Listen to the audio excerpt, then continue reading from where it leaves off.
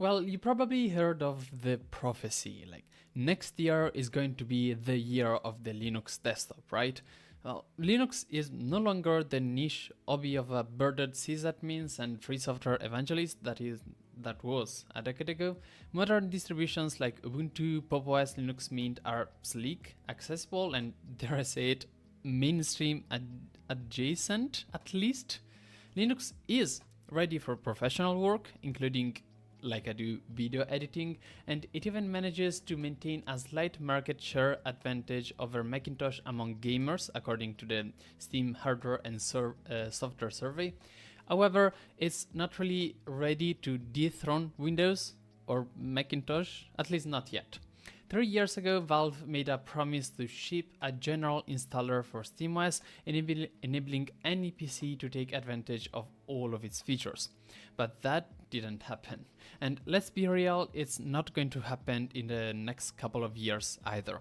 Easily one of the most significant hurdles for Linux right now is hardware compatibility. Although Linux thrives on servers and embedded systems, it often lags behind Windows when it comes to this is a military parade in Italy currently. Sorry, supporting, I was saying, newly released hardware on desktops. Manufacturers often prioritize Windows when it comes to driver releases due to its dominant market share and money, and as a result, high-end graphic cards, printers, specialized peripherals often lack proper Linux support. And even if those drivers do exist, they may not include the extra software that comes bundled with drivers on Windows. The most obvious example of this is the NVIDIA GeForce Experience Suite. According to Pierre-Luc Griffiths, that's not how you pronounce it, I'm really sorry, a developer of SteamOS, the widespread release of SteamOS is also being held back by NVIDIA and Intel drivers. One issue is that support is still basic in some platforms. We've made progress with Intel and our teams are working together to improve it. However, NVIDIA's open source driver integration is still in its early stages and there's still a lot to do, a lot of work to be done on that side. Written on, said by Pierre-Luc Griffiths at CES 2025. Let's not forget about Wi-Fi cards and custom accessories either, which often require users to dig into forums to get them working fine on Linux.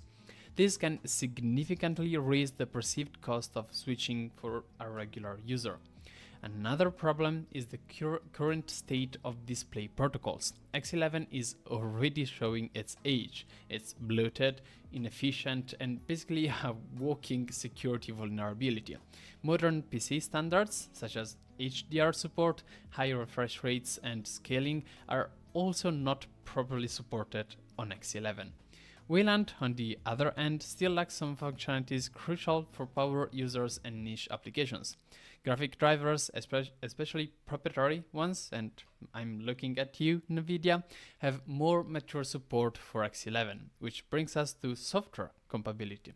And before I do that though, let me tell you about the sponsor of this video, which is no one. Or rather, should I say, in order to do all of this, I have to pay not only hosting costs and fees and taxes, but I also pay for other script writers and for equipment to record, all of this.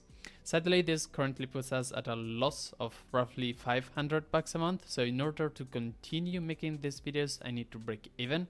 And there's almost 100 people already supporting me amongst various platforms, Patreon people, LibraPay, Ko-Fi, and more. I'm extremely grateful to all of them, as that's the only reason that I'm able to do all of this. Links are in the video description if you want to join. And finally, you can also subscribe on the website thelibra.news. On the same website, by the way, you can read this video as a text article if you prefer reading over watching videos.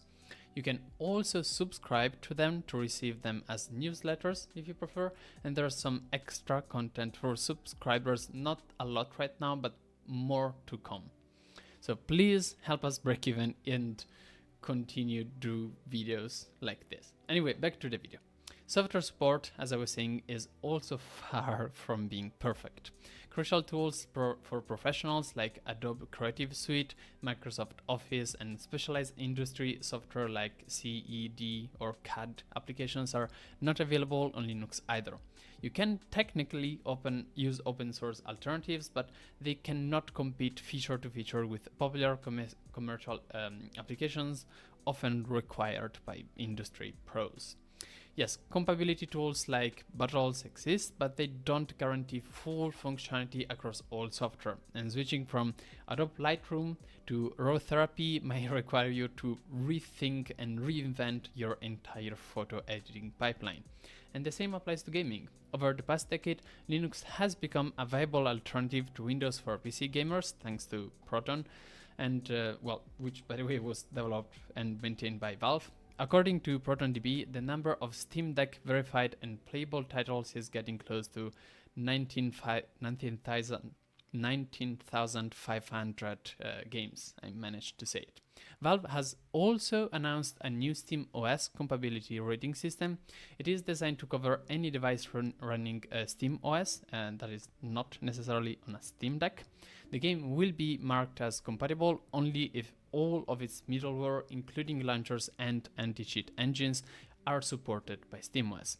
These ratings do not include testing results for performance, though, and according to Valve, a number of SteamOS compatible games will have results that are the same as or slightly higher than Steam Deck verified results. However, despite Proton's success, it doesn't guarantee perfect compatibility. Some games suffer from visual and audio glitches, while others may not even launch. And of course, anti-cheat support remains one of the most prominent problems in the Linux world. These issues also raise the perceived cost of switching to for a regular consumer. If you can't play a game that you bought just last week, you'll likely decide not to switch, at least not until you've finished it. And if you do have like a multiplayer game that you play every week with your friends, you will likely not switch at all, depending, of course, on the game. The anti-cheat situation is pretty serious. If we were to take a look at the top 10 most played popular video games on PS5, let's say, which generates more than 50% of all PlayStation Store revenue, you would notice that most of them are deployed on PC with anti-cheat engines that are not configured to support Linux. Biggest franchise from Call of Duty to Battlefield, Battle Royale games from Fortnite to PUBG, live service titles from Destiny to Rainbow Six Siege are not available on Linux today, and due to that, I've never played them, ever.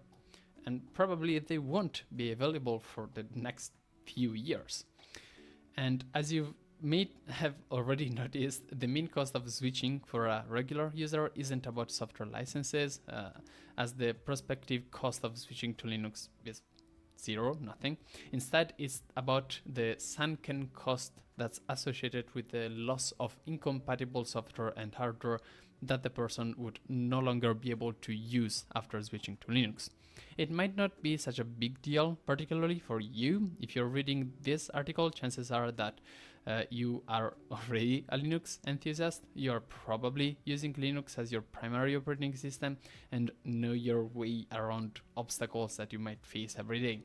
But the idea of winning market share from Windows will not materialize without regular consumers, the mainstream audience, normies, average users, regular folks, or whatever people would prefer to call them. After all, without them, Linux will never be able to reach even 10% market share on desktops, just desktops. Imagine yourself as a company that has invested a significant amount of money into developing a product, only to realize later that the product is not viable in the market. The expenses related to research, development, and marketing will be considered sunk cost. Of course, rational decision making implies that the company must not allow these irreversible expenditures to dictate whether it should discontinue the product or not. But real people are not fully rational beings. We are driven by our emotions and habits, and people have already spent their money on hardware and poured hundreds, if not thousands of hours into getting used to the software that they use every day.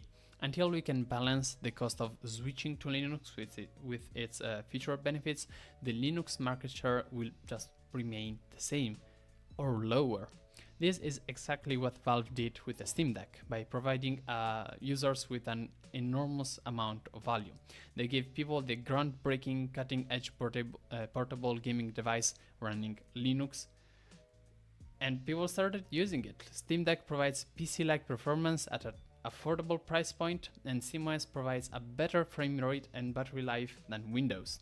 The fact that this thing is portable and allows users to access almost their entire Steam library on the go makes the switch to Linux so effortless. And this is like the lesson that we all need to learn. People are going to make us switch to Linux only if the benefits overweight the costs. That's the basis.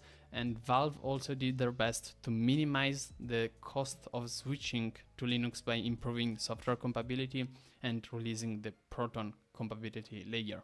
The success story of the Steam Deck also helped to raise awareness about Linux. Windows benefits heavily from pre-installation deals with OEMs, whereas Linux, often promoted only by tech enthusiasts, lacks the mainstream visibility to convince them. Most people don't even know what Linux is because they've never seen it pre-installed on a laptop in a store, but I digress.